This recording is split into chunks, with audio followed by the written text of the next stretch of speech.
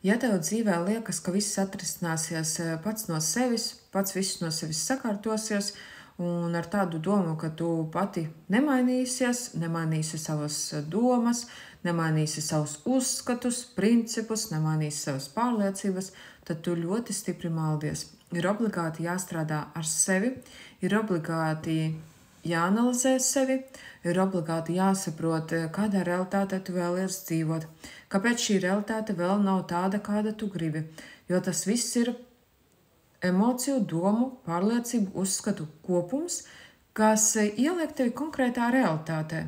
Tāpēc obligāti apzinies, uz kurieni tu ej, priekš kam tu tur ej, un kādai tev ir jākļūst, lai tu nonāktu savā realitātē.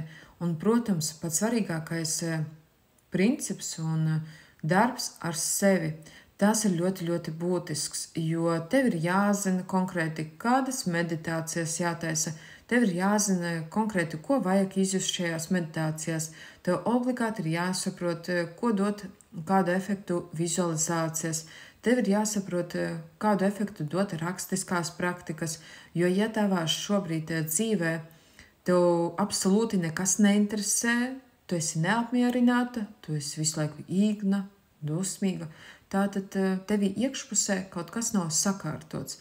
Un, lai tu to varētu saprast, apzināties, kas konkrēti nav sakārtots, tad aicinu tevi pievienoties kursā Laimīgas attiecības pateicoties domu spēka praktikām, jo šeit būs tāds pamatīgs darbs pašai ar sevi, balstoties uz teorētiskām nodarbībām, uz praktiskām nodarbībām, jo šeit es dodu ļoti daudz praktiku.